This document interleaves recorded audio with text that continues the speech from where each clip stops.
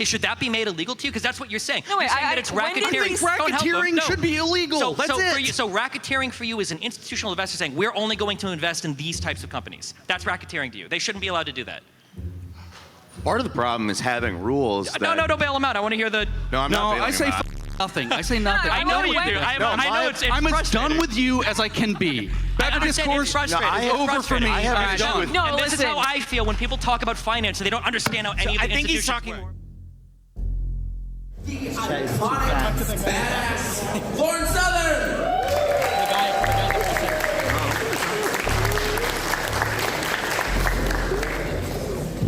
Internet superstar, Destiny!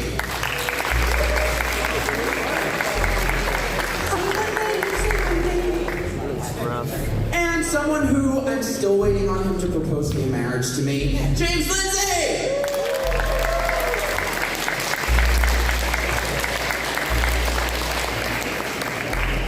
And our last dude of the day. He is a YouTuber with over 250,000 subscribers. He's the host of Low Society and author of Custom Reality and You. He will debate you so hard he'll put you in a coffin.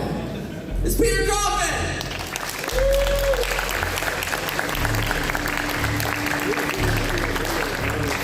He is admittedly beset. All right, this panel, we are going to talk about the Great Reset. So get ready, is it a conspiracy theory versus something we should actually be concerned about? Why do we care?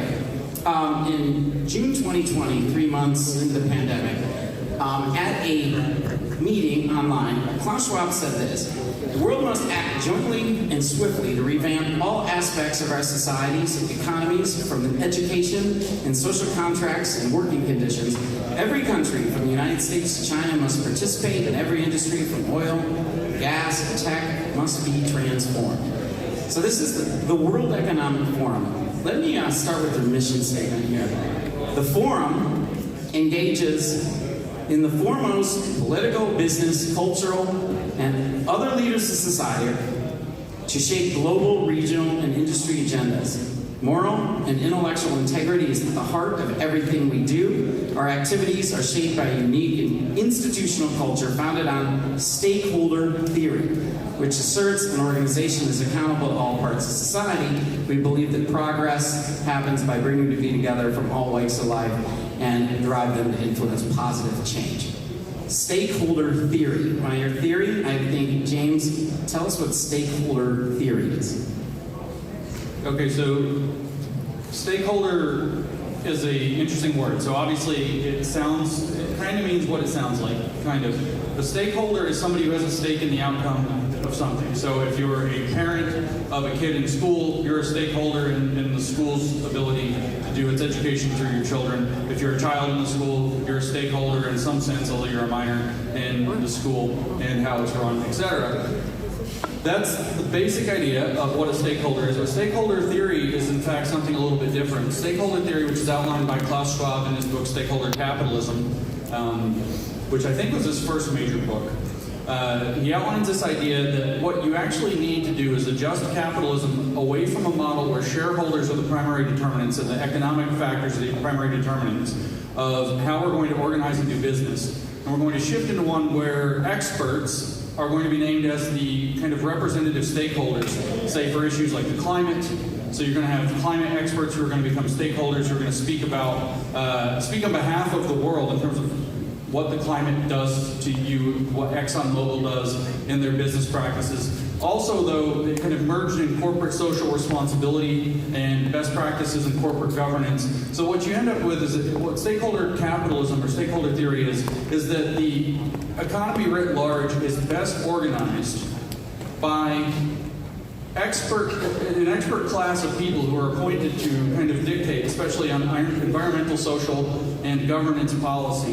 In terms of what this means in practice, it means that these stakeholders somehow convene, somehow get together through maybe an organization like the World Economic Forum, and they set policies and they set standards for industry so that capitalism can be taken away from the shareholders and put in hands of the stakeholders so that we don't create calamities like catastrophic climate change and so on. So that I tried to give a neutral definition for what they consider the stakeholder theory to be. But in the shortest answer is, it is that technocrats need to decide how we're going to run everything, or else we're going to have a calamity.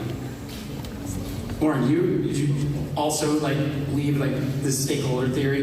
Is that a correct definition? Yeah, it sounds pretty accurate. Why is this good or bad? Why is it? Yeah, why stakeholder theory thinks, okay, I can imagine somebody saying, well, look, capitalism, having a company run completely for the shareholders, you might jump sludge in the river. You might you might kind of take advantage of people that don't have a big stake in society. So we have to consider the community. Yeah, so from the WEF context, which obviously when we're talking about the Great Reset, we're looking towards their policies and what they're introducing. In 2009, they introduced their own stakeholder proposal, Global Redesign Initiative, GRI, I think.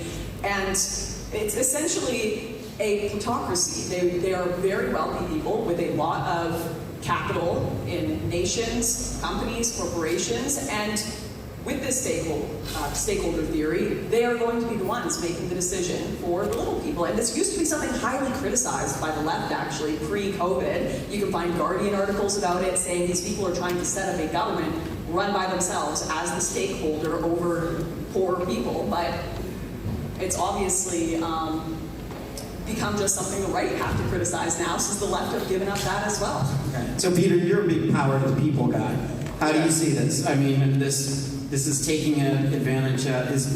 Why is this helping the working class? Well, I actually don't think it's helping working class. I think it's more or less exactly what they're saying. It's ultimately a representation matters type situation where they pick the people who are going to sort of advocate in their interests in order to make the decisions and all that. I don't really have a lot to say that contradicts what they have to say. Destiny, any thoughts on stakeholder? I think we've been told a lot that the United States, a rising tide lifts all boats, and I don't think we really feel that way in the United States. I think the concept of stakeholding is better than the concept of only having shareholders, because I don't think all of us feel invested in the United States when our businesses do well. Or I could be wrong, but I don't think very many people feel good when Elon Musk makes another $20 billion, or when Zuckerberg makes another however many billions of dollars. I don't think we all feel like we're invested in the success of American companies. And I hear it's funny because people will explain well, stakeholder capitalism is when a very limited number of highly capital-intensive elite people make decisions that impact all of society. I mean, isn't that what we have right now? What's the difference there between shareholder? I think the concept of a stakeholder is to move some of that burden from only being allegiant to your board of whatever, your shareholders of your company, and trying to have a little bit more of a socially responsible, I guess, way of running your company, which is kind of what we already try to do anyway with government organizations, right? The EPA exists to represent the public as a stakeholder in how companies function, or other executive branches exist, the FDA, to represent people's interests in food companies. We have a stake in that. That's fair. Now, one of the things that advocacy, like the EPA, that actually does have at least some connection to the president and somebody voting, is getting replaced with ESGs.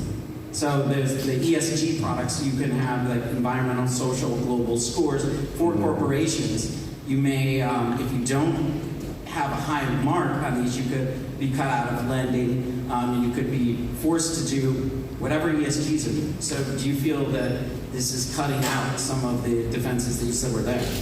I doubt we would ever implement something like that. People talk about it a lot, but I brought this up earlier in a panel, all of Europe will uniformly condemn Russia for their actions, but they won't stop buying their gas. I don't think that any individual country is about to sign. There's a reason why so many of these global climate accords that everybody gets so mad about end up being non-binding with no enforcement mechanisms. It's because the result of actually enforcing these types of, you call them ESG scores, whatever, would probably be pretty catastrophic to trade for a lot of these companies and a lot of these countries. And at the end of the day, the people that would get hurt the most by that are probably going to be working class or poor people. But what if all the companies decide to do it? What if the bulk of the companies, 90% of companies decide to do it? ESG is pretty enforceable.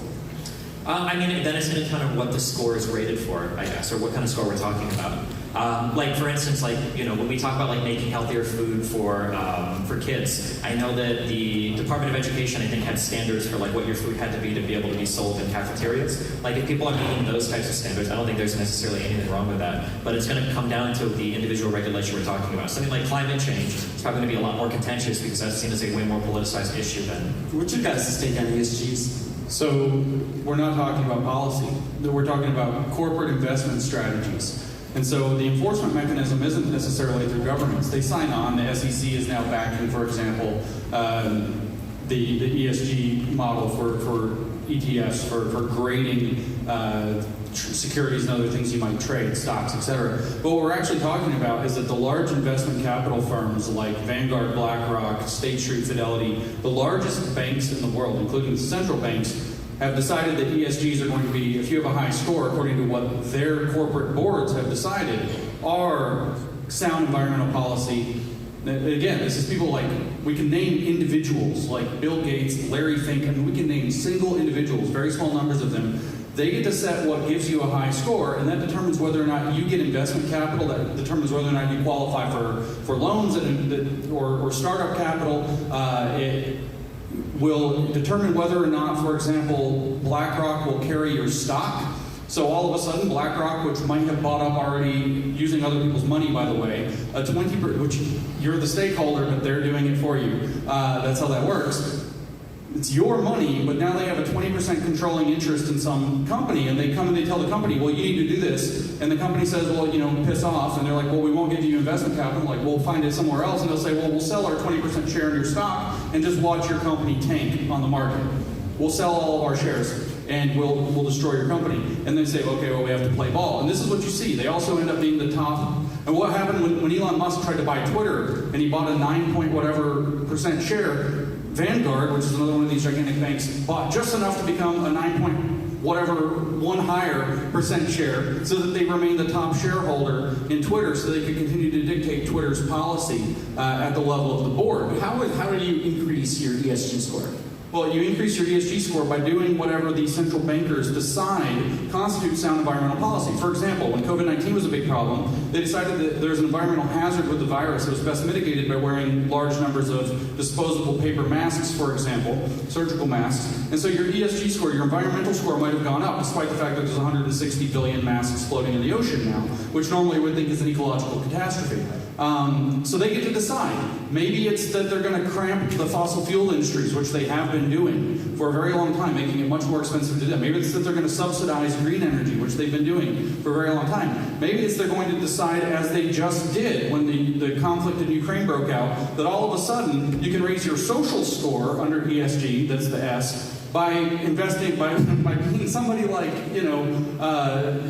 Northrop Grumman or something like that and building weapons to send to Ukraine. So all of a sudden weapons manufacturers and the military-industrial complex become a social good under the new global social order that they're looking at. So now we're doing their policy. So it's ultimately whatever they decide. Mostly the S is not this weird Ukraine weapons thing. It's mostly, did you implement social justice policies? Did you implement a DEI office? Do you have a DEI officer or a cadre of DEI officers who are going to enforce DEI within your company, both in terms of hiring those people and having the policies?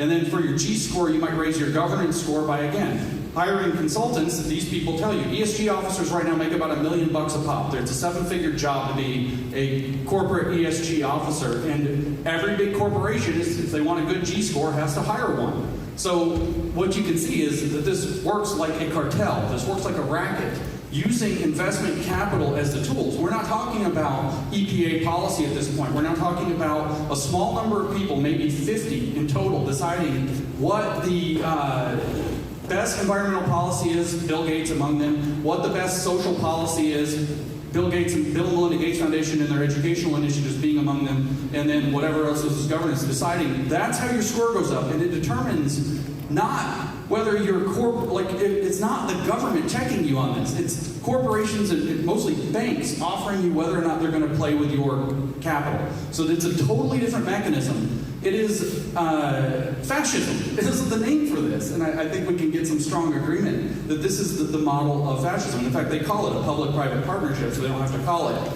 fascism because people would probably be alarmed if they called it fascism directly. Okay, so none of this has anything to do with fascism. I don't know why the word is invoked. Also, I think that this entire conversation betrays a huge misunderstanding of the efficiency of capital markets in the United States and across the world. Can I break up for 1 second? How many of Klaus Schwab's books have you read? Because I read absolutely none of them. Give me a definition of fascism that would be incorporated in this. It's the fusion of public and private. It is the corporatism of. It is the corporatism of Benito Mussolini, where he said that he brings a corporation into the state. There's a fusion of corporate and state power, or in modern parlance, a public-private partnership. Well, that's the case that we've been in a fascist state for a long time. That means literally every single government and everything in the world is fascist. This is not what fascism is. I guess it's a fun word to use. People on the left like to use it, so maybe people on the right are using it too.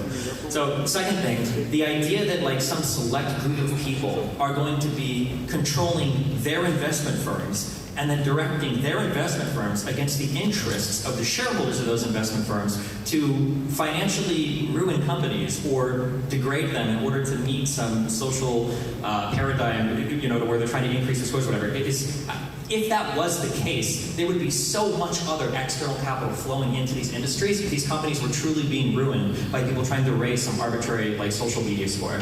I don't think that capital markets in the United States at 17 different levels would allow a few people to make decisions to ruin the way the company performs. You do realize that these companies control $20 trillion in assets. Yeah, but they control $20 trillion in assets because they represent shareholder interests. If these companies would begin to function in a way to where they were ruining companies, people would. There's tons of capital out there. No. Unfortunately, when you sign up for an index fund, you typically also sign away your vote. You're giving them the power to vote for you by proxy. Yeah, but what do you buy index funds based on? You buy them on past performance. If I start to see that BlackRock or Vanguard is offering me ETFs that are never being competitive with other ETFs marketed by people that don't do this weird GSE stuff, I'm not going to buy from Vanguard. Right? These guys live and die based on the performance of their funds. The idea that they're going to arbitrarily tank companies because they want to win wars on Twitter or because they want to increase some arbitrary score. They don't want to win wars on Twitter. They want to own the world. They already own the world. There are already a select few people that have a high level of capital investment. Why can't they do that then? Because people aren't going to invest in their companies. If so they don't own the world, is what you're saying. I'm saying that they already have a high amount of capital, but people aren't going to invest in funds that are underperforming other funds just because they're trying to win some. If they hold control over $20 trillion, there's $40 trillion in the world total. They have half of that. I think that's enough to dictate pretty much any of that. What is this term? I'm glad we all agree that there's a few select elites that rule the world and they're dictating our future. So I think we can end the debate here. I appreciate there's a reason Destiny. why. I agree. There's a reason why they have this much capital to use, and it's because they generally perform well based on other investors in the market. People don't buy. It's not like Vanguard forces you to buy their ETFs. It's not like BlackRock or other people are forcing you to be investors in these institutional. It's not companies. a consumer market though. They're not going to the Better Business Bureau and look at how many stars that the hedge fund but has. when you buy, does anybody here own any stocks or investment funds? Does anybody here buy funds? You could look at the historical performance of any of these index funds or any of these ETFs or whatever. If you've got one that's underperforming, people just aren't going to buy it. There's going to be so much money flowing into these types of investment opportunities. You don't think the concentration of capital, which yes does imply past success. You don't think that doesn't give them an advantage, though, in terms of where they are positionally? It could give them an advantage, but when they start acting in a way that is betraying the interests of the shareholders of these companies, I think you would see, accordingly, capital start to flow towards other investment firms. But, the stakeholder model suggests that your shareholders aren't primal. Yeah. Right? So you could get away with saying, hey, this is the new way we're doing things, so you've got to accept a lower return. And then people sell your fund. Socially responsible investing has always been a meme that people, you can go to you can call your investment guy, and it's like, I want to invest in something social, and they'll give you we'll go buy 10 shares of this green energy company or whatever. This has always been a thing that's existed in investment markets. But the idea that they would start to return worse performances over time for their funds, and everybody would just accept it, at that point, that means everybody's bought into the concept anyway. But I just don't see anybody managing their portfolio being like, I could buy SPY, I could buy VO, but I'm going to buy this other fund that only has a 4% year-over-year return, but it's because they're socially responsible. I don't see a lot of people doing that with their 401ks. I believe there are a lot of things you don't see. there's nothing to respond to. I think the issue is that I think a lot of people just don't understand anything about investing, anything about finance, anything about how these companies work. This idea that there are like 50 people that can work in contrary to so much money in the market, it shows a childlike understanding of how these markets work. That you think that one guy can walk in front of investors that might represent trillions of dollars of funds and go, well, today we're going to sink Exxon because we think a greener policy makes for a brighter tomorrow. Everybody would be like, okay, cool, good luck, and then they would take their money and leave. Anybody has the ability to do that right now. All of us can make Robinhood accounts. Everybody can make a Charles Schwab account. Everybody can make a Vanguard account and choose what funds you want to buy. Well, Unless somebody is forcing you to invest in a particular fund, you just don't understand how capital markets work in the United States. You never understand. I mean, it's not just you, because I'm having a flashback to my conversation with Jangles at the last one of these things. Incentives exist, right? These people have created these incentives throughout by building up these ETF portfolios that they've had. BlackRock did not have $20 trillion of assets at its fingertips 10 years ago. It's built up to that. It has increasingly gathered market share, and it is as it has increasingly gathered market share, or control of market share, I should say, as it's done that, it's increasingly also placed leverage on individual corporations. Again, we're not talking about consumers. We're not even talking about individual buyers of stocks. We're literally talking about the vast majority, and we have a Marxist on the panel, so he's going to appreciate this quite a lot. The vast majority of corporate stocks are not owned by individuals. They are owned by other companies. Correct. That's right. And they are actually owned by other companies. And the two companies that own, first of all, each other, and second of all, virtually controlling stakes in almost every major corporation in the top 1,000 corporations of the world happen to be BlackRock and Vanguard, which means these two corporate boards, which probably total fewer than 20 people, honestly, although nobody knows who's on Vanguard's board, which is super shadowy and weird. We know that BlackRock is headed by Larry Fink. These two corporate boards control an unbelievable amount of influence. And so when they cook up a scheme and they say, well, look, we're going to shift to this new stakeholder theory, and under stakeholder theory, we're going to stop fooling around with short-term shareholder profitability. Oh yeah, you can have a bang year this year, and then everything's going to go to crap 5 years from now. Now we want to look, you know, they come in and they sell you this snake oil that we're going to look at long-term profitability instead of short-term profitability. Start this 10 years ago. We're just now seeing, Elon Musk has just tweeted out like today that ESG doesn't make any sense. We're seeing the challenge against Disney, which is their social score has been great. We're starting to see these cracks in this dam, but this thing has been building up for 10 years and very, very few people were talking about it. And since we're talking about the Great Reset is central to the idea that we're going to now reorganize the economy around this model, because these people who have this model of environmental, social, and governance sensibility are going to be able to better dictate what long-term sustainability and resilience, primarily, not even profitability for corporations, is going to look like. But we have a name for that, which is central planning. It's just a reinvention of central planning, but now you no longer have governments or even anybody who's accountable to people. You have a very small number of corporate managers who have seized that planning role for themselves through these mechanisms. What does central planning mean to you when you say that? What did you say? I'm sorry. What does central planning mean to you? Central planning is when you plan the economy from within a centralized location, like a single government or single boardroom or a couple set of boardrooms that are working in concert with one another. Okay, no, so central planning is the idea of planning an economy independent of market inputs or outputs, of the performance of companies. The idea that a large... ESG will sink your freaking company, yes, but you're being forced to participate in it through coercion, not through literal force. But the problem is that when you talk about Vanguard or you talk about BlackRock being these massive institutional investors, it's not just 20 people that are making these decisions. It's 20 people that are representing the shareholders of that company. That's how they have that money. That's how they get that capital. It's from people buying into their investment funds. And if they were to start tanking some of the companies that they're, I guess, investing in because of the ESG scores, that money is going to shift. Capital markets are some of the most liquid, efficient markets across the entire world. There's no way that you can just pull the wool over everybody's eyes and say, well, this is happening and there's nothing you can do about it. That money will flow to other places incredibly quickly. I don't know how old you were, Stephen, in 2008 when we figured out that they pulled the wool over literally everybody's eyes about mortgage-backed securities, which is literally exactly the same problem, but maybe you don't remember that.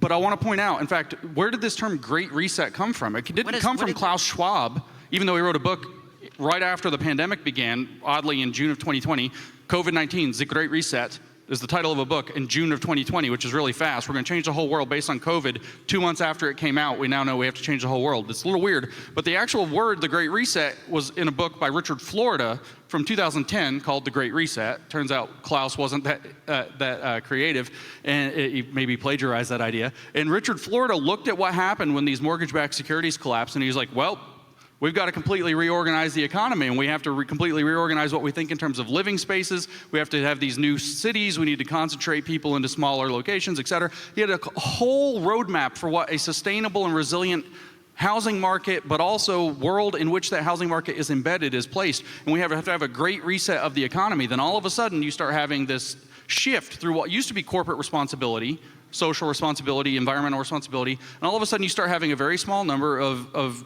very high-level elites start dictating in the banking industry, which got bailed out on ridiculous, maybe $30 trillion of assets, which they lied to the public and told us it was far less than that, and started to build this thing that exactly by which you fleece the entire population into, oh, these banks are the good guys now. They actually are, look how responsible they are. They're doing all this woke stuff. They care about gays and lesbians. They're obviously the good guys.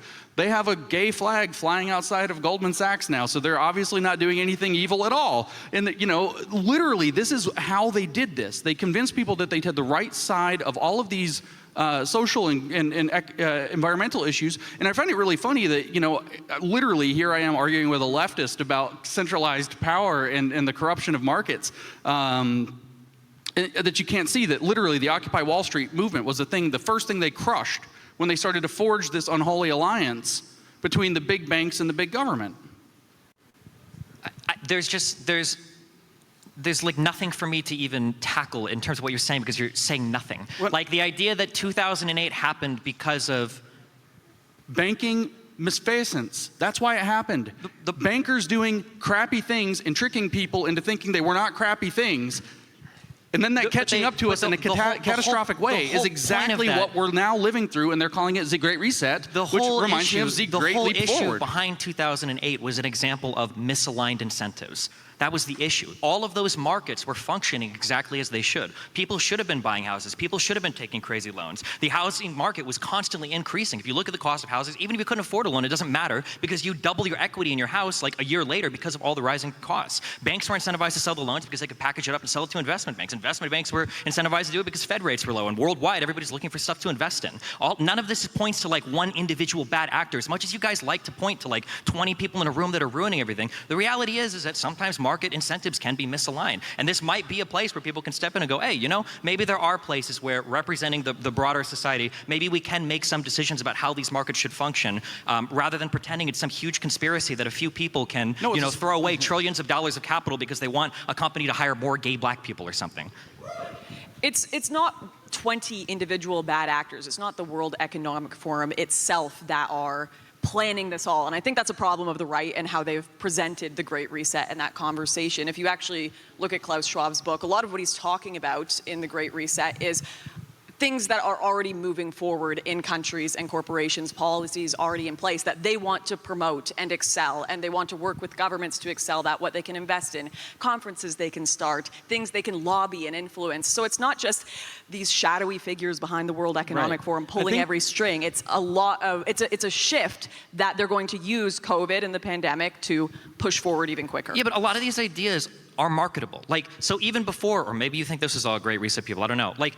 One thing that companies learned over the past 10 or 15 years is that if you sell your packaging is environmentally friendly, you say that your beans come from highly paid workers or whatever, as dumb as this might seem to some people, these are effective marketing strategies where even selling a higher cost of your final good or service can actually have people coming into your store to buy stuff. Yeah, so the question is are there really a shadowy group of people that are leading the change, or are customers just a little bit more environmentally conscientious and they want to buy, they'll pay a little bit more if they can feel better about buying some green, carton of milk. That's a good example you can find that's on your side, but there's plenty of bad examples that aren't good for certainly small companies and the people as well. You look at what's going on in the UK right now. They are directly using the pandemic as an excuse to shut down a lot of small farms, saying, you can't have chickens outside. No more free-range chickens. They're banning that right now in the UK. And you have to follow extremely high biometric policies that just the average small farm can't afford, which is obviously helping big business, reducing the amount of free-range eggs, which generally people want, but they're all doing it under the guise of disease. We want to stop disease. And that's an instant market shift, power to larger corporations that can afford to make these changes. Smaller companies, even household chickens, can't own them anymore. I mean, that's going to be the case. If you have problems with capitalism or corporations, That's not because capitalism. it is always going to be the case that larger I firms. think it's capitalism. It's always It's going capitalism for the government to come in and tell you you can't own chickens anymore? It's going to be I capitalism think the that state works in the capital interest, yeah. As the any restriction that you place is always maybe going the to be lobbyists. met easier by larger corporations. That's the nature of the economy of scale. That's what happens when firms grow in size. That's why every time there's any government incentive program, any government regulation or restriction, people will always point out, well, hey, this is more harmful to big businesses than larger businesses. Yeah, of course, because larger businesses can always function better in any environment with any regulation because they're able to meet and exceed those So standards. I'm glad we agree that the government are shifting a bunch of power to Well, large but the problem corporations. no, it's a natural shift that will happen. Yeah, it's a natural shift that the World Economic Forum and a lot of lobbyists are promoting. Right. Okay. It's And more than by the just way, you should go to the World Economic Forum website and look up their list of partners. It's literally most of the 1,000 largest corporations in the world are their Yeah. list of committed partners. And if you watch any of the World Economic Forum meetings, they start out with basically what's like a commitment to our forward-looking vision, where they all, it's very ritualistic looking in a kind of weirdly corporate sense, where they're saying we all commit to creating this better world. And I'm telling you, like literally most of the 1,000 largest corporations in the world have signed on to this program. Where Klaus is saying, as Lauren rightly pointed out, Klaus is saying there are these changes coming through the world, the rapidity, the velocity, blah, blah, blah, the complexity. And so what we need, the whole narrative, and his newest book is called The Great Narrative, as a matter of fact. He's so honest. I appreciate it. He really is.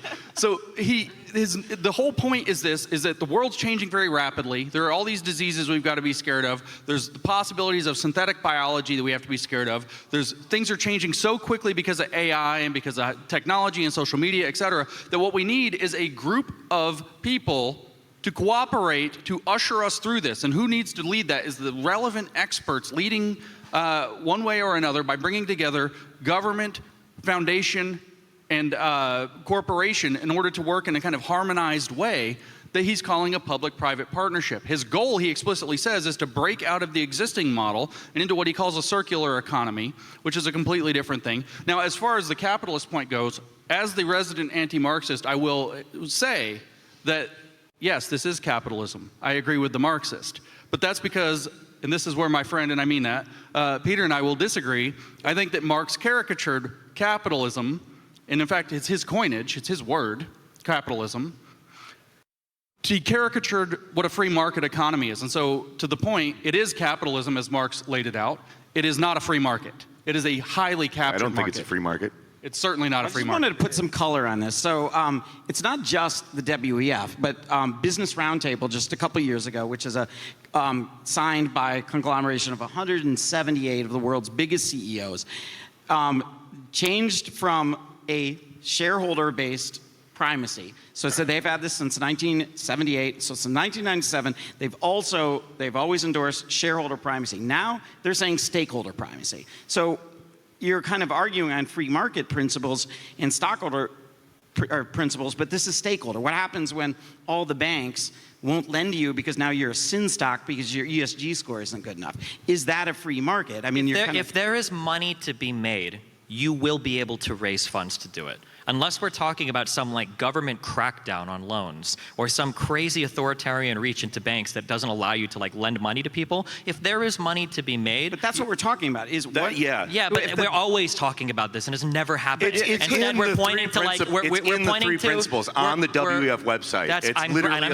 formalizing a public-private partnership. And I'm sure Starbucks says they love all their employees and treat them with love and respect. So what you're saying is the WEF lies? What I'm saying is if you talk to a bunch of billionaires, of course they're always going to be talking about how to create and shape a better tomorrow and future. Of course that's what they're going to be talking about. But the question is like, is it actually happening in a way that's detrimental to what we see in society? Like, are there actually examples of like, this company used to be really good and now because of the pursuit of ESG scores, now they've tanked completely, but we're all forced to buy the stock anyway. Disney. Well, we've had $45 billion down. Disney, the largest company that like owns like 80% of new films coming out, is your go-to example for a failing company? We'll see how that goes, won't we? The missile would just you- hit them last week. What are you talking about? Okay, wait. So It's like the Titanic took hours to sink, man. I want to get a commitment here. So you're telling me what you think in 5 or 10 years you think Disney's going to be gone or out of business? You really believe that? I don't know. That's why I said we will see. This is like the standard. I hate pundits that do this. You guys will make these huge predictions. You know but it's most ridiculous. pundits also haven't read literally all of the fucking books. And yet even though you've read them all, you won't give me a prediction, right? Well, maybe it will, maybe it won't. You're engaging in the same behavior that you criticize these people for when you talk about like, oh, well, they're saying there's all these diseases that are going to kill us, and now you're here saying like, well, I think Disney's going to go out of business. Really, you don't believe that? No, you're just I saying said it because that it sounds Disney good. lost $45 billion in value in 2 weeks as a result of their S-score raising social policy that they blurted out online. That's what I'm saying, that they took a $45 billion hit over their stupid ESG compliant policy. That's all I said. I'm not talking about if they're going to go out of business. I hope they go out of business. I hope they burn. Look at Facebook stock after they went after Meta. What? This is probably over, what, like $100 billion in change in terms of like that stock tanking? I mean, like when you start talking about like shareholders and stuff, so Elon just offered like a 40% premium on the value of Twitter's stock, and it went real weird real fast. So you start talking about like shareholders. We're to the point now where we're about to see a massive fiduciary responsibility lawsuit that's going to make or break how this goes going forward. So you're asking me to answer questions that cannot be answered because the door literally just opened. But if the door had not been opened, I can tell you exactly how they would go, is that we would continue to march into this sweet, sweet good night that looks exactly like the Chinese captured market system. That's exactly where this is headed. That's exactly what the point of the Great Reset is to turn the West into a copycat of China. How do I know that? They actually say it. I'm not making it up. They say that the goal is that if we want to compete with China, we have to become like China. We have to gain this extra control over our markets and put this authoritarian control in our markets because otherwise everything's too slow, blah, blah, blah, blah, blah. They say it. Yeah, but it's absorbing the state into the corporate sector, not absorbing the corporate sector into Correct. the state. It's the opposite. And so you're a dialectical thinker, so you'll appreciate that it's a dialectical inversion, right? It's not communism absorbing a fascist-style corporate model. It's instead a fascist-style corporate model absorbing communist principles under a mockery of them, I will say for you, under auspices of things like DEI, which, as we talked earlier, they mimic with DEI. It's a different thing altogether. But it does have a redistribution scheme under the term equity. Okay, so it's like we might agree through the postmodern literature to call it a simulation or a simulacrum of a socialist redistribution scheme. I would say it's a dialectical evolution of it, and we can debate that at another time because that's not the topic. So you are correct. It's a dialectical inversion. It is a fascism absorbing a communism, roughly, whereas in China you had a communism that's opened up to a fascism within it. And this is literally the goal, is to create this model through the West, literally to create Oceania to compete with East Asia, which it's always been at war with. And that's the nightmare that I'm worried when I look at this and see what these people are actually writing and what they're actually doing and what they're trying to implement. Now, would this be, like, is Warren part of the Great Reset? For example, the Accountable Capitalism Act, right? This would provide that any company of more than $1 billion needs to obtain a federal charter from a new office that would be created called the Office of Corporations. And it would be obliged to have stakeholder interests, right? That these must be considered. So this is getting away from capitalism. Also, it would forbid directors and corporate officers from selling shares for 5 years. 40% of the board would be elected by employees, and prevent corporations making political contributions until they secured 75% of their shareholders, which actually doesn't sound like a bad idea. But is that the idea, to create a new office that would then give you permission, and this is all self-regulated? Is that part of collusion? What do you guys think? Is that self-regulated? Come on, that's not real. That's going to be simply just acting in the interests of whoever's in control of it. It's that simple. I agree with that comment for sure. Whatever bill that you just read, there's no way that passes. No, it didn't. It didn't. But I'm saying it was proposed. Okay. Right, it didn't pass. It did not. Okay, yeah. Right. Because nobody's going to have boards elected by workers because it's contrary Right, but to the like, interests of the people on the board. The fact right? that it was being Exactly. proposed, like you'd say, like Tons of can't be a people propose conspiracy all theory. sorts of insane legislation all the time. This is like the part of the United States congressional history, right? People do this all the time. I'm pretty sure Ron Paul is out there somewhere drafting another bill to go back to the gold standard still. Like, I mean, like, yeah, there's all sorts of stuff that's being proposed in Congress all the time, right? Crazy, you say? What about the digital dollar? There, an executive order that we must urgently pursue a CBDC. Do you think this is part connected to what Klaus Schwab might want? Yes, very yes, because a digital dollar sounds great, and you say cool things like, you know, crypto, or they say cool things like blockchain, and it sounds super secure, but they've already explained that they want this digital dollar to be programmable. They want to be able to dictate what you're going to spend. Just remember, we were talking about central planning I got made fun of earlier. They want to be able to dictate what you can spend that digital dollar on. So maybe your digital dollar can only be spent over the next 30 days. So they can implement negative interest rates. Maybe they can say that they're going to will only allow you to spend these dollars on, say, you know, you can only spend $55 a month on meat. And then everybody, after that, it's potatoes for you.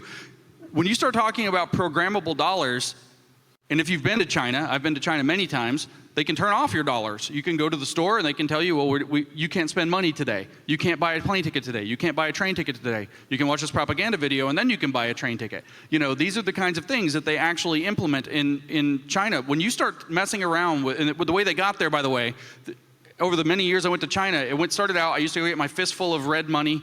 Like literally it's red, the 100 yuan note is red. And so I had my fistful of these like 100 yuan notes. And then year after year, it was like, well, we can't go to that place. We can't go to that place. We can't go to that place. And it was why? It was because you can only pay with WeChat. You can only pay through the QR code on your app, which is connected directly to the Bank of China, which is now controlled by China, therefore controlled by China's central bank. And that got hooked into their social credit system. And so the way that this ESG stuff for corporations is a social credit system for that, this is easily applicable to individuals eventually when you have a digital dollar. So then they can make sure that you as an individual are also going to be compliant with environmental, social, and governance dictates again, it's a very small number of people who are going to have control over this, the central bankers. In fact, who did they name to control the US digital dollar? Oh yeah, Larry Fink.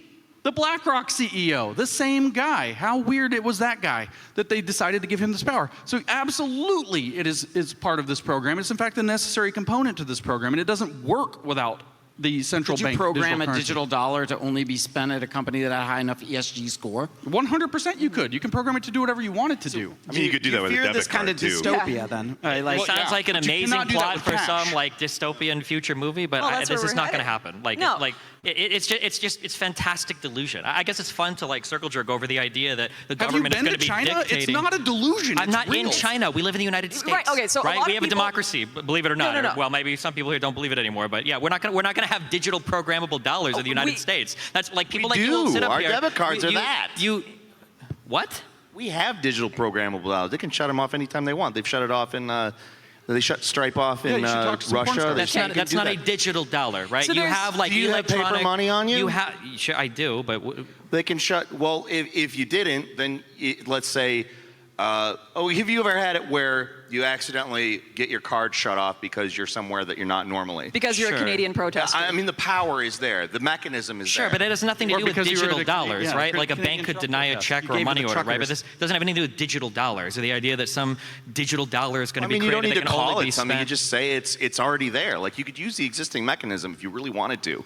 Okay, sure. Well, then let's talk about that. We can use the internet to like do financial transactions. That's a more honest conversation than welcome to Demolition Man, 2022 version. We have digital dollars where the government tells you that you can only spend your dollars at a place where at least 50% of the cups are made of 85% recyclable material.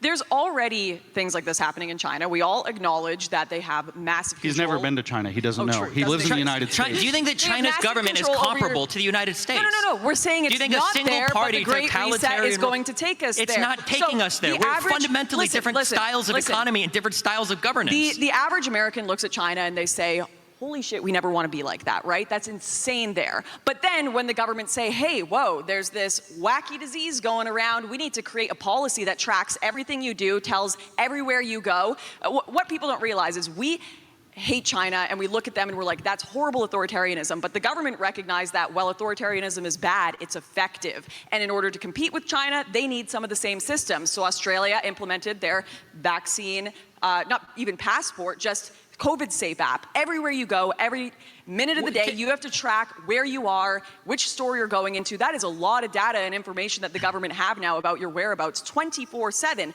I don't think they're going to give up that system. I think that system is going to stay in place for a long, long time and be reactivated whenever they need it in order to compete with China. Sure. So, but can't we have like can't we have a more mature conversation about these systems rather than saying we do this thing, China does a thing that looks similar, we're going to become China? We have a nicer excuse. There's no possible way in this world that we can have like these realistic conversations about future policies. If we say that everything, it's like working for a restaurant and your boss is like, you have to pull your tips, and you're like, oh my God, it's communism now. Brother, I think we can have a better conversation about what's going on. Mimigo, listen, have you ever been to a place that's now, because of COVID, unwilling to take cash?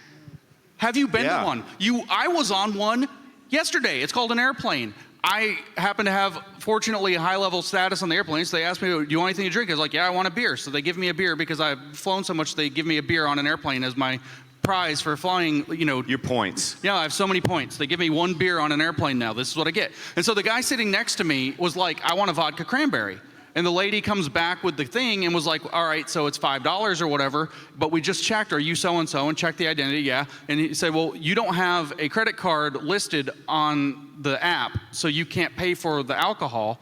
This has so we nothing can't give it to to do you with the because coronavirus. we've gone completely cashless. It's cashlessness came from Cashlessness coronavirus. is, because then you're stuck on the debit card. I've flown a lot too. Lots of airlines were cashless. Delta was cashless before the pandemic. But where it they won't was accept expedited. Cash. This is what the Great Reset is. It is using COVID to expedite a bunch of digital identity, control over our life, tracking of us. It's all expedited through COVID. So then it is stuff that's already happening. We it, can witness, we can track, absolutely. Can we not separate out this like weird idea that we're doing it for some authoritarian, shadowy reasons versus there's a lot versus. I think they think So sorry, I almost finished the sentence.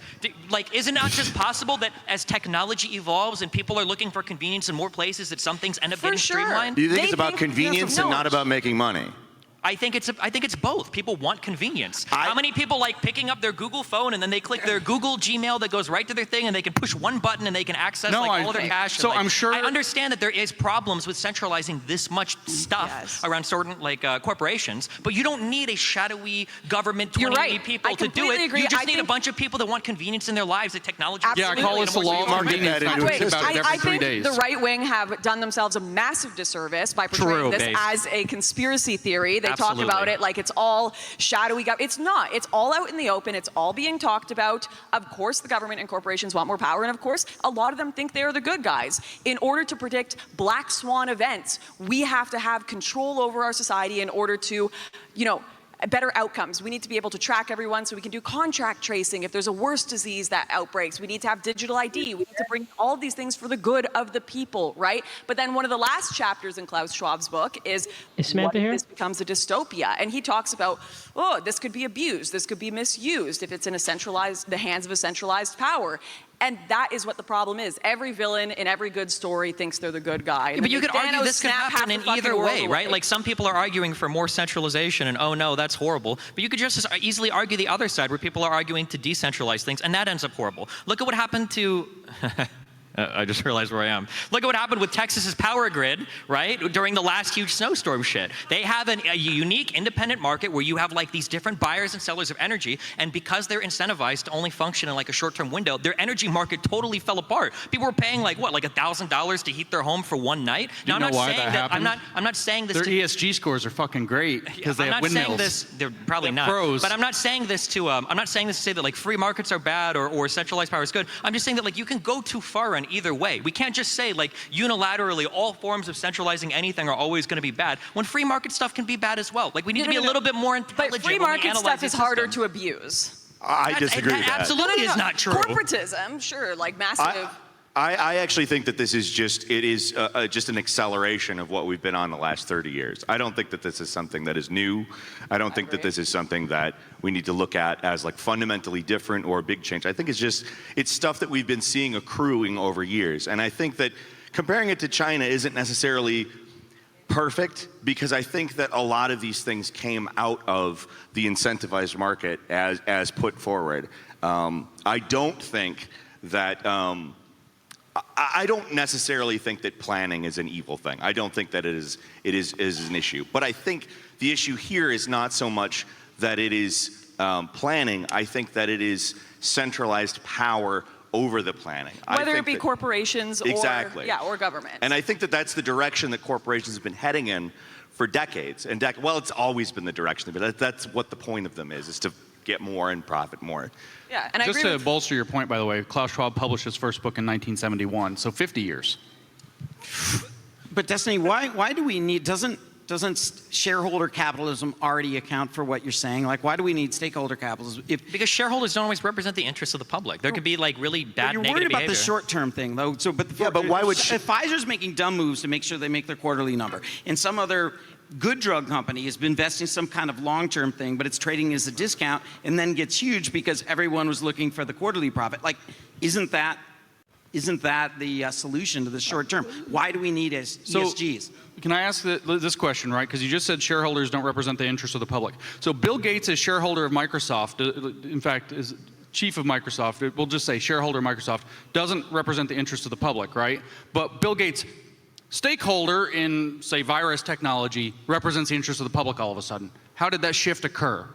How does that work? Individuals don't represent the interests of the public. They usually represent their own interests. Well, what would be how? Okay, let's say you need groups of people to be represented in this. How do you get that? How do you get? It depends on what we're talking about. I mean, unions are one good example of how you have to have collective bargaining ability against like capital, Sure. because otherwise an individual worker has no ability to collectively negotiate, right? Yes. But that's representation. That ultimately puts forward people. And if you have people that are ultimately not necessarily on your side, they're more willing to collaborate with the owners, then you're going to see policies that maybe favor the owners more than the quote-unquote stakeholders in this case. And that's kind of the issue. Well, I think that's the whole idea or concept of the stakeholder model, is the idea that shareholders don't represent the interests of stakeholders. They just represent the people on the board trying to make money. They're representing the shareholders of the company. Well, yeah. My argument here, though, is that if they're the ones who are putting forward stakeholder capitalism and they're the ones that ultimately implement it, then the issue is the people who are representing the stakeholders are going to be people who are more likely to be favorable towards the shareholders. I mean, if that was the case, then we've just recreated our current system with more steps. If That's that was exactly the case. well, that's what I'm arguing. So I mean, we could say that. That seems like it would be inefficient. Why not? Why wouldn't they just not say anything and continue on with business as usual, though? Because people are pissed off at business as usual. Sure. In which they case, want people to say, you're represented here. You're a stakeholder. You're somebody who is feeling a hurt. You're feeling a deficit. I agree with you, but then that's good. We would want to see something from these businesses that represent. Yeah, but it's just marketing. Sure. Well, but then that'll be the question: does anything realistic come out of it, or is it just business as usual? Like, I think people will notice. I don't think people are dumb. They can see what's happening in their day-to-day lives. They see the cost of gas going up. They see houses and apartments, rent skyrocketing. Like, it's not like you can hide it from people. I also think people will notice, but I think that it takes up time. Probably, yeah. Everything takes time. Yeah. Apparently, Charles, whatever, has been working on this for 50 years, and he still hasn't gotten it accomplished yet. So I guess it's taking a long time for all of this to happen. Yeah. Like, he hasn't greased the wheels too well, no. Yeah. If you oppose ESGs, or what would you advise, like a legislator or people to do? I mean, that's really difficult because this, what in my opinion, and I think, again, my Marxist friend would largely agree with me on this, is that there has been an insufficient amount of oversight in terms of how index funds were going to be organized. And this has been a creeping problem, at least for 1 or 2 decades, with index funds in specific. And so, legislators, far be it from me to advise legislators in policy, but legislators need to be looking very seriously at what kind of power these index funds can actually exercise over an otherwise freer market. I won't go all the way to say free market, and to start kind of possibly intervening to the point where it could be seen as a form of, racketeering or cartel behavior to organize around a very narrowly defined ESG metric.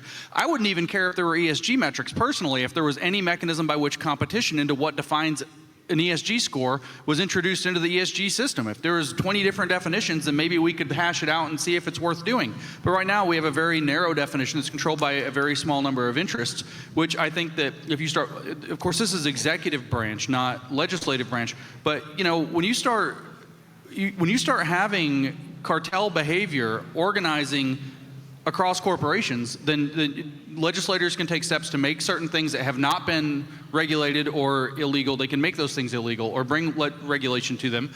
Executive function, if it weren't also playing along with this game, like I said, the Securities and Exchange Commission has already decided to go along with this, could very easily step in and say, wait a minute, this actually hinders a freer market. This actually is a captured market. This is even, you know, possibly a racketeering-based market, and we're not going to allow that.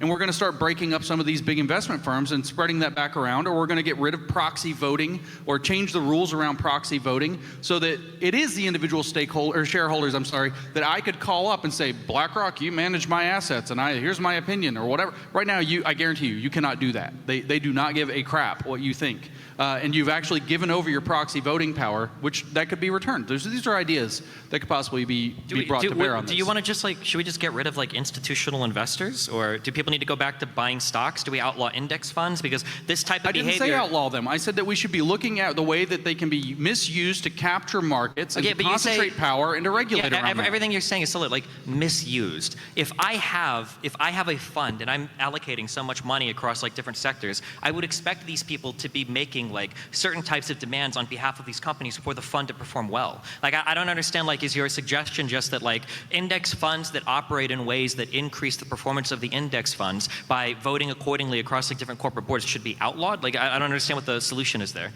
But as we're still going in this, go line up if you want to ask a question. So I started by saying, far be it from me to advise policy. What I'm saying is that what we have is a situation where people who are actually geared to study this policy should be stepping in and making certain behaviors illegal because they are capturing a market. What kind of behavior? What do you mean? What is a bad behavior?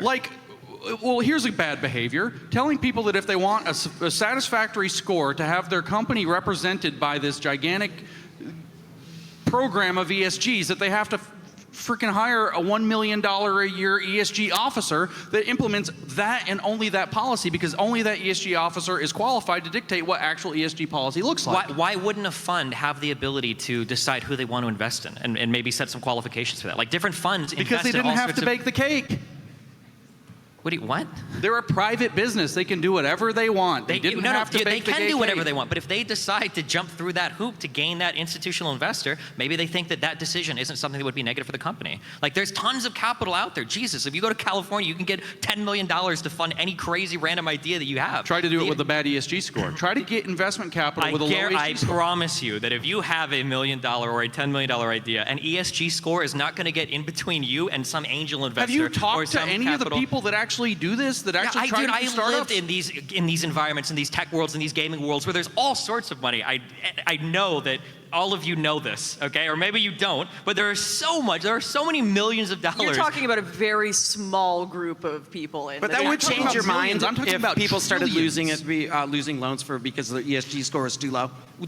There's again, we don't get to have the intelligent conversation because it's some weird conspiratorial thing. Okay. We can have What's the conspiracy? Well, then let's ask. The conspiracy is let's take the first question. There is some company that's forcing ESG scores onto people in order to have more black, trans, environmentally friendly employees or something, right? When the reality is that large institutional investors that have shares across lots of companies are probably going to be incentivizing those companies to act in ways that synergize with their funds. But this is what you would expect any institutional investor to do. If I own 2 companies and I have a 50% stake in both, I'm going to be making sure that these companies are synergizing well with each other. That would be the expectation. Now, if we want to be opposed to institutional investing, that's a separate conversation, but I don't think anybody wants to take the step to say that we shouldn't be able to buy index funds or ETFs anymore, because now you're talking about radically reshaping U.S. capital markets. You're a very dichotomous thinker. It's either we have them or we don't.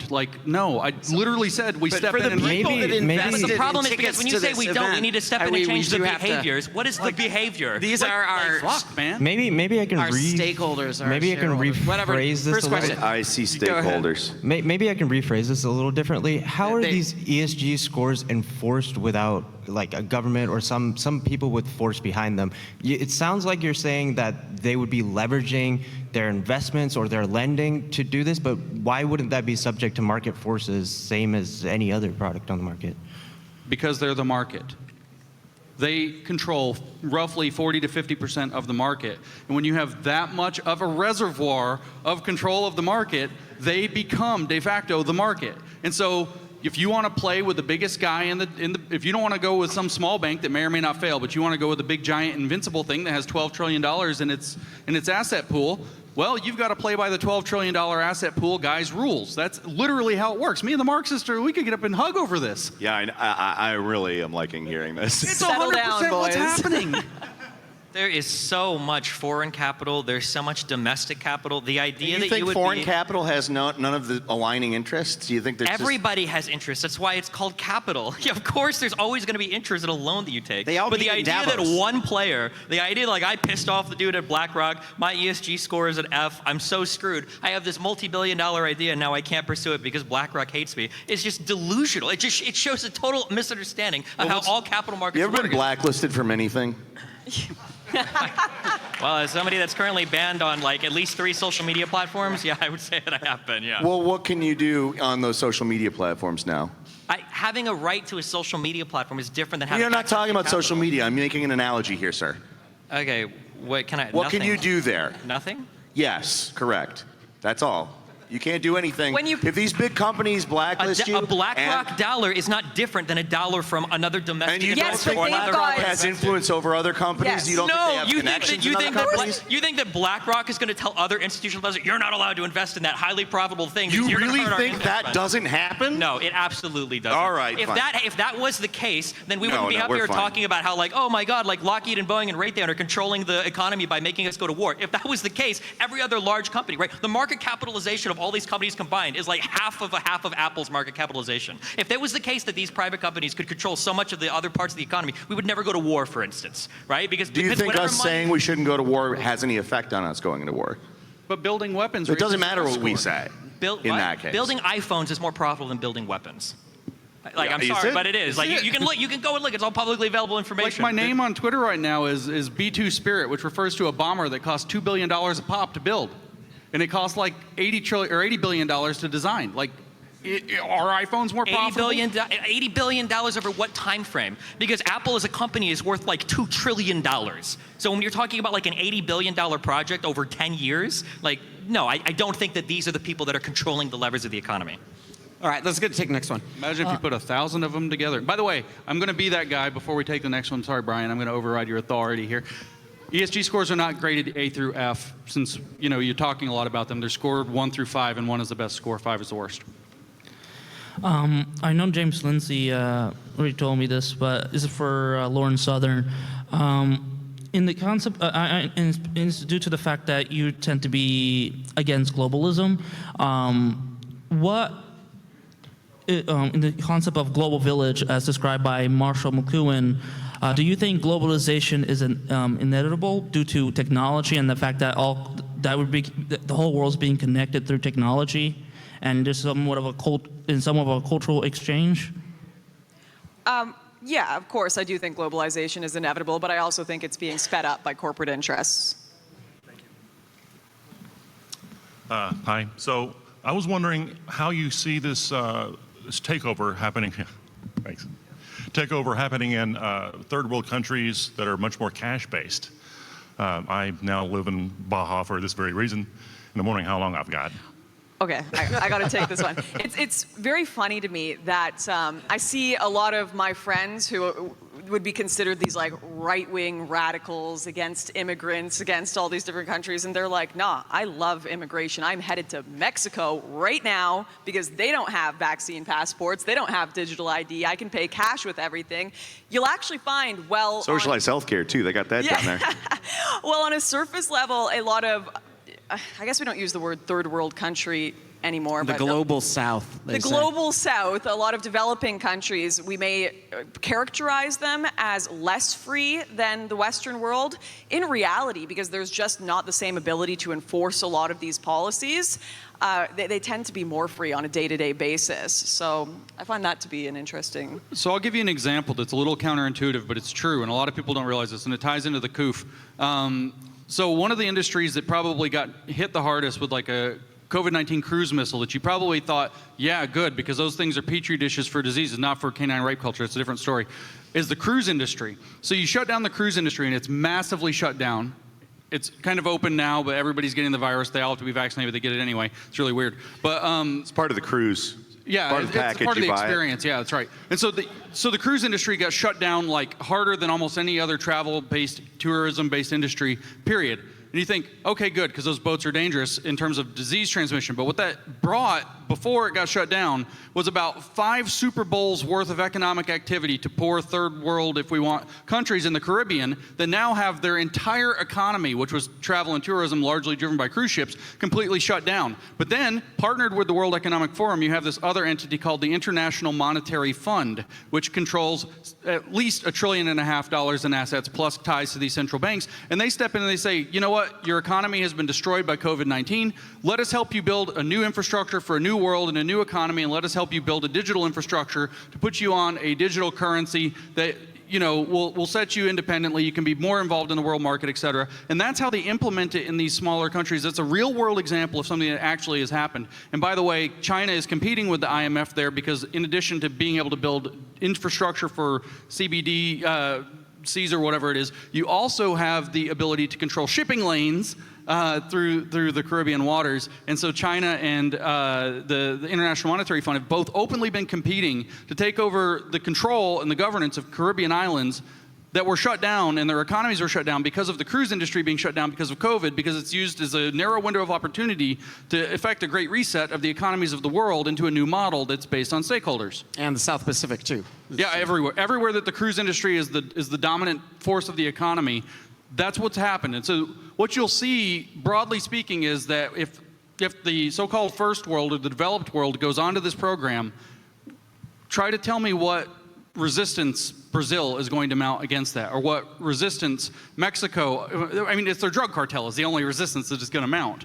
And the way is that you beat the big countries, and then the small countries are stuck and get dragged along. This is why the Davos has openly said, if we don't get the UK and we don't get the United States, then this probably isn't going to work. Do you think that's rigging the system? Do you think this is like some... I think that the world is naturally progressing towards like a more technologically unified entity, but that's that's the natural consequence of how technology works. So let me state, by the way, that I agree with that. And I also agree that with what Lauren said a minute ago, that we are going to a more global community. We are going to get increasingly digital. I believe strongly in the law of convenience, which is that whatever's most convenient is what people will gravitate to. And I don't want that to be under the control of a small number of plutocrats. I want that to be as decentralized as possible. But how does that happen? That's the whole essence of my argument. There's only one way to do that, though. And the only person that would have a solution to that up here would be Peter, which would be to have the government control all of it. Because any free market is naturally going to tend towards just one or two major players. That's just how it works. I mean, we beat monopolies kind of 100 years ago. We can using the government to split these companies up, but well, that's fine. I think the word regulation's come out of my mouth like 7 times. Sure. There's a lot of decentralized technologies being floated, but they just aren't being floated by these entities like the World Economic Forum. Yeah, because nobody likes decentralized stuff. Somebody wants to certainly not powerful people. No, certainly not you people. Like, everybody is making this happen, right? People want to turn on their computer and see the photograph that they took on their phone, like, instantly pop up in their email address. Like, we're all a slave to convenience. You can model that in a decentralized way, that sort of technology. No, it's just not being widely adopted because it is certainly not the stuff being promoted by those in power right now. I don't agree. I think people like the centralization. Nobody likes to have to remember a different password for every device. If people want to be able to use one thing to log in to all the things, consumers have made these choices over and over and over again. These are basic principles of design. I gotta admire this guy's patience here. So we're going to take the next question. It's okay, I'm a very patient man. I'll just make a couple quick comments and then I'll ask for some commentary on my comments here. This was the most fascinating panel this evening simply because I never knew what to expect out of everyone's mouth. It's particularly, I did not expect the majority of Destiny's time to be defending capitalist investments in a free market perspective compared to the rest of the panel. So my takeaway from all of this, it seems to me that if we simply combined everyone's perspective together, we would kind of get an accurate picture of what's actually going on. It's kind of the blind men describing the elephant here. From a free market perspective, as an investment company, you have to provide profit or else you're going to fail. However, the people running these companies are human beings, and there's no such thing as an unbiased human. We all have our own agenda. So the more powerful you are, the more money you have, the more in which you're going to try to push your agenda forward. So of course, you have your free market principle. So at the very end of the day, my question here, though, is that if we simply combine the ideas that we do have these free market principles, and the companies do have to form a profit, but they are run by individuals who do have their own biases. It's an interplay between the two of these, and I think if we kind of understand this as a full continuum, you think maybe we can kind of come to an agreement that it's not just a conspiracy and it's not just profitability, it's an entire interplay of all of these principles.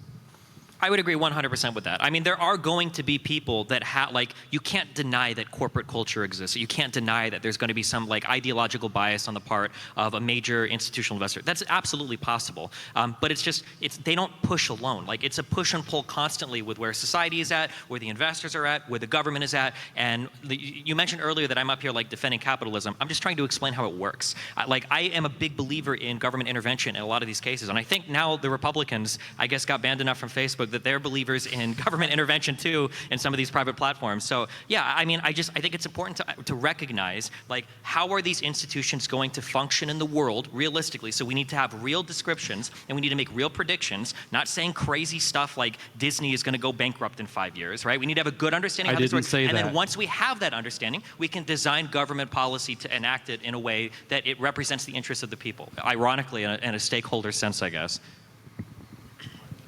I fucking didn't say that. Go ahead. I'm going to switch gears a little bit, but James, how do you think that ESG affects the pillars of culture, for instance, education, and specifically free area and education, and how does that tie into sort of what it may look like 10 or 20 years from now, and how will it promulgate? For instance, you have Amazon HQ2 opening, and they're actually funding a high school there. So what is that going to look like going forward? I mean, so the goal really, there's two sides to the question that you're asking. One is, how are they implementing kind of the ESG thing into education? And the goal is actually to implement ESG into education. It's to teach kids to buy into the ESG program so that the ESG metrics will maybe work. And this is the sustainable and resilient future, an inclusive future that they openly say is the goal that they're trying to build. So there's that aspect. But the more interesting question is how and why is this happening? And the answer is because the one thing we didn't actually mention specifically that these gigantic investment firms control are pension funds.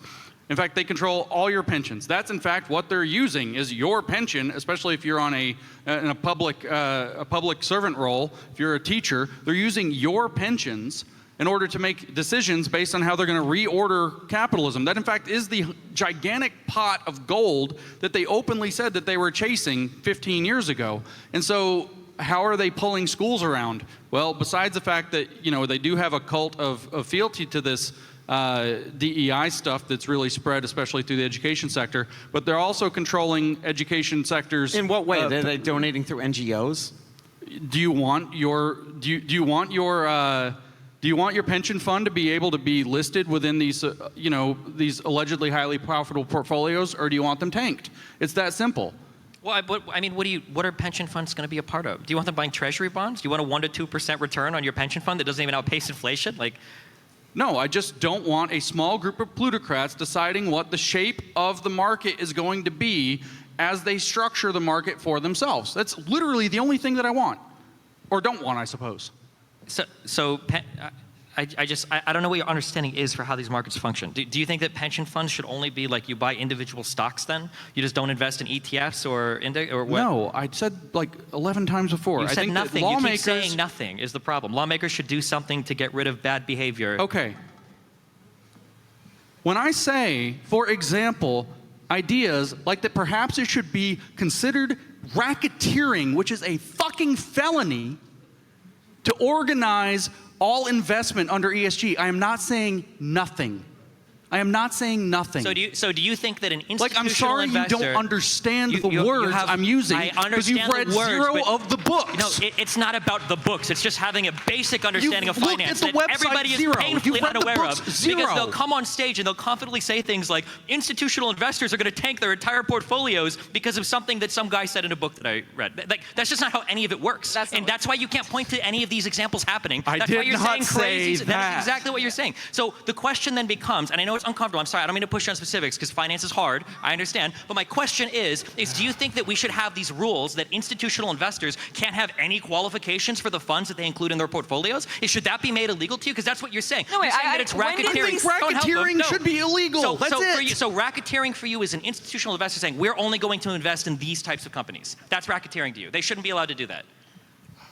Part of the problem is having rules. No, don't bail them out. I want to hear the. No, I'm not. I say fucking nothing. I say nothing. I know you do. I know it's I'm as done with you as I can be. That discourse is over for me. And this is how I feel when people talk about finance and they don't understand how any of the I think he's talking work. more about bid rigging and inclusion. No, the problem is that when why don't we just you spend so much time getting mad about people misrepresenting your arguments, and they do, and you just said he wants people to tank their whole portfolio based on a book one guy read. When did he argue that? The idea that these institutional investors are going to be implementing these things for these corporations, for these firms that run contrary to the interests of the shareholders themselves because they're trying to jump through some ESG hoop. Not will be, are, have been, current, present tense, not future.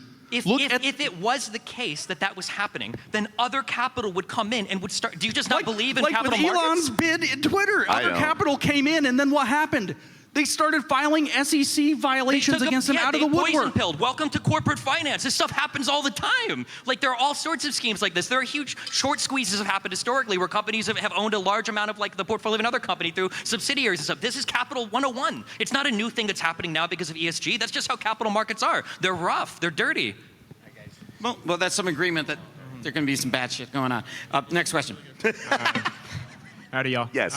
So first and foremost, I just want to say that the conversation happening on this stage is probably one of the most important. That should be this should be being had everywhere. And Destiny, I know it's hard to believe. I remember watching the old Glenn Beck segment, The Puppet Master, with George Soros, like a long time ago. And as silly as it was, it got me interested.